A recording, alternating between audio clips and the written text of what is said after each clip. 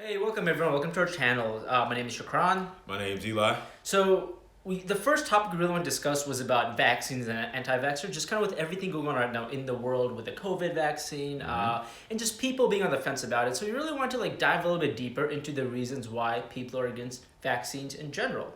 So without further ado, let's begin. That's a fact. We are the Third Culture Corner, and for this podcast, I'll be looking through the lens of not only as a Haitian American, but through the Black culture as well. So let's jump in. The first thing I want to kind of start with is just kind of a little bit of a background information. As long as we've had vaccines, there has been anti-vaxxers.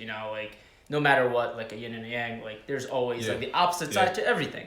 You always gotta have a Darth Vader and Luke Skywalker. This is how it is. But we're not saying that just because you're an anti-vaxxer, you were the Darth Vader. We're not saying we're not. Yeah, we say Star Wars. We're not saying that. But what we're saying is that there are reasons behind that, and we want to explore those reasons. So, vaccines. The first one that I've heard of was the measles back in the late 1700s, early 1800s, and a lot of the reasons back then were just mainly you're using kind of animal parts, in a way. And you're not using animal parts. Vaccines are grown in cells that could be from animals and humans, or the virus for the vaccine, and then it's extracted. Bro, that sounds uncomfortable. But yeah, so that's one of the main reasons, at least in the past, why people were against vaccinations. And also the other big reason is that it takes away your civil liberties. And I mean, even making it mandated that when you're going to school or when you're flying, you have to be vaccinated. People think the fact that you're forced to do these things, they're taking away civil liberties. That's another big point of contention. And the last thing is just the general trust in the medical establishment from different subgroups of people of color, which is Eli's going to get a little bit more into. Yeah, and you know what? That's a great segue, Shaq, because people of color in this country have definitely felt kind of betrayed, played, and written out of history, with a lot of vaccines or just plain medical advances, period. So we can start all the way back to, let's say, Henrietta Lacks. Have you ever heard of Henrietta Lacks before?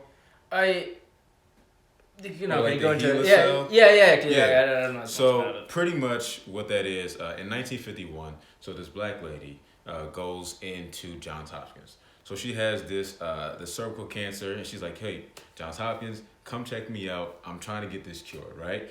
And, the doctors, do what they do. They take the cells. They're looking at her information, the DNA, whatever. And then next thing you know, they realize, she's got cells like the Flash. They multiply like crazy. And so what they do is they go around her back, take her cells, and then do more research on it long term. So, I've heard of this, but I didn't know as much about it. So, wait. So she didn't know that she was kind of contributing to science? Yeah. She didn't the only recognition that she got was getting the first two letters of her first name and the first two letters of her last name and attach that to the cell. Now ask me if she received the same. Did she receive anything? Goose egg, bro. Her cells helped advance science in, let's start with zero gravity in outer space. Humans in outer space. You ever heard of AIDS? Yes, I've heard. Yep. Cancer vaccines, cancer viruses. Or stop me if you've heard it. Leukemia. Yeah, I've heard. Right. Of and then how appropriate is this one? We're talking about the polio vaccine, right? And so literally her cells help advance science in these different avenues, but she didn't receive a dime, bro. And so that's number one. Number two, you can talk about the Tuskegee syphilis study. Right? And so with that, you had hundreds of black men who signed up and thought they were signing up for something else. So back then, they called it bad blood, right? So syphilis, kind of fatigue, and some other things that they felt like they were getting tested for, but they didn't know that they were kind of getting tested to get a cure. Check this out. 1942, they found a cure, right? Ask me when they stopped the Tuskegee study. When did they stop it? 1972 for black. Why? I don't know, bro. You asking the wrong person. But I do know that they had the vaccine in 1972, and that's when they ended up figuring out penicillin works for them, right? So here you had a group of people still suffering through this virus, and you let these people go on for what, 1942, 1972, 30 damn years. You know what I'm saying? And this was originally supposed to be a 6-month trial. It ended up being 40 years. So you got to think about stuff like that when it comes to, you know, my community and just, you know, being put in harm's way as guinea pigs. And so I think that's why when you see this new vaccine come out, and it's like, you know, they're sitting here marketing to us and saying, hey, you should go and get one. We know it's affecting y'all the most, which it is. And it might be to our detriment that we don't trust it. But the past, you know, kind of speaks for itself. Yeah. No, I think you like a lot of good points there, and I think one of the biggest thing that like I guess what you're saying is highlighting is just the general mistrust in some communities of the medical establishment. And I mean, we know that the currency that people deal in is trust. You know, if you don't trust the people, if you don't trust the source, if you don't trust wherever something is coming from, strong currency. Yeah, like it's just like at the end of the day, then they're whatever they say is not gonna hold that much weight. I can see their point, but like also like we're not saying like, you know, I am personally all for vaccines. I mean, they are a modern marvel.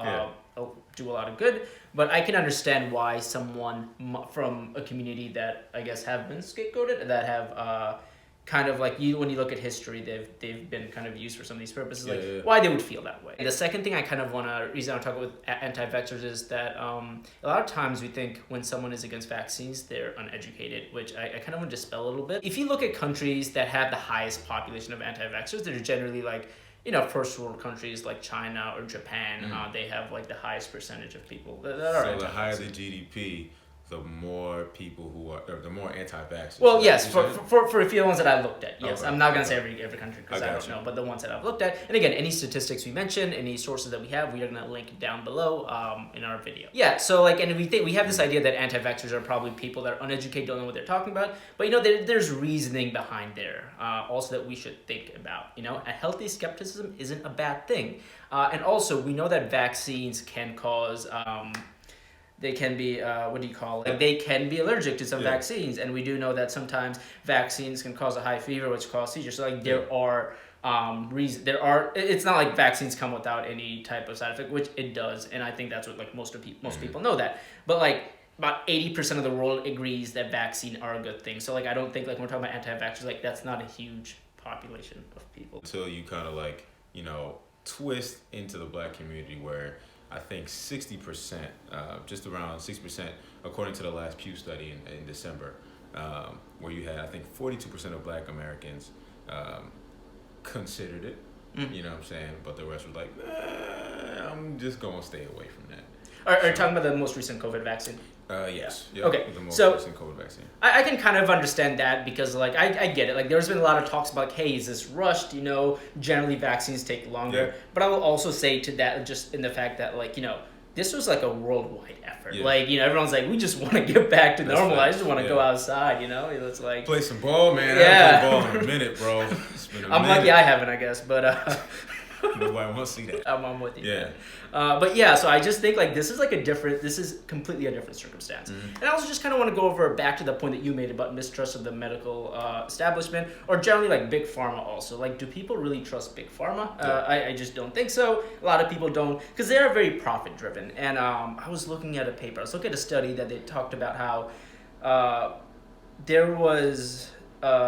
Some developing nations were asking the World Trade Organization to suspend intellectual patent laws, property laws, just so like they can produce those vaccines and kind of help their people. And this was a point of contention for developing nations like Japan and US. And like big pharma does wield power there. And just like going back to the whole trust factor, sometimes like, you know, you have to trust the source it's coming from. And when they give you red signals, then you might be against it. At the end of the day, I am all for vaccines, like obviously, and I can see why. If you're an anti-vaxxer, like why you might be an anti-vaxxer, like why you might think that, hey, vaccines might cause all these problems, might cause all these things. But at the end of the day, they do more good than they do harm. The benefits way outweighs the risks. And I think healthy skepticism is good. Like, you know, like if there's someone that's against vaccines, I encourage you to like not just be like, hey, this is an uneducated person, like I don't want to talk to them, but really actually talk to them. I'm not saying that they wouldn't be like, hey, you know, like they wouldn't just stick to whatever they believe, because sometimes people don't want to have honest conversations. And I guess that's fine for them, like then that's okay. But you know, there's a lot of people out there that are probably more willing to listen, and I encourage you to have those conversations. Yeah, and I think I think you have to also realize, because you said something about sources earlier too. Yeah. And I know, at least in the Black community, there's a National Medical Association, which is the nation's oldest professional organization for African American doctors. Okay. And they've kind of like stepped behind this effort, and they want to work with the FDA. I think they actually are already working with them and like doing their own investigations, right? And so they're seeing themselves if this is any potential harm to people of color. Okay. And they seem to be pretty reputable. And I think, similar to what Shakran is saying, talk to people about the vaccine. Don't just like, step back and be like, you know what, this ain't for me. Because I get it, right? But definitely, just do your research. And I think some of the things that we're realizing that makes me a little bit more easy is the fact that, in these vaccines, at least with Moderna and with Pfizer, what they've done is kind of use mRNA, kind of like the messenger between the cells, right? So I think it makes it a little bit more trustworthy. Will I be the first one to get it? Hell to the no. Right, I'm gonna let some other people try it out first. Yeah, I got you, man. You can go after. Yeah, I'll go let first, you do that. I'll go first. That begs the question, like, what are you gonna do? Are you gonna wait a little bit? You gonna take it when it drops this summer, like a hot album, or are you gonna let the other fans try it out a little bit, then buy it? You know what I'm saying? So. I understand that 100%. I get it, but I think also if you're gonna wait, and we want to know from you, let us know in the comment section below. How long are you willing to wait? Because we know that with travel, you might have to get vaccinated, or they're not gonna let you travel. Maybe some sporting events are gonna require that you need to get vaccinated. Facts. I don't know, and this also goes back to the civil liberties portion of people are like, hey, our liberties are being taken away, which I guess I can kind of understand. But at the end of the day, the benefits outweigh the risk. We got to make sure that we're not only protecting ourselves, but also the people around us, our friends and our families. So let us know in the comment section below. Are you going to take the vaccine when it becomes available to you? If not, how long are you going to wait? And generally, what else you think about the video, man? We appreciate your time, and have a wonderful day.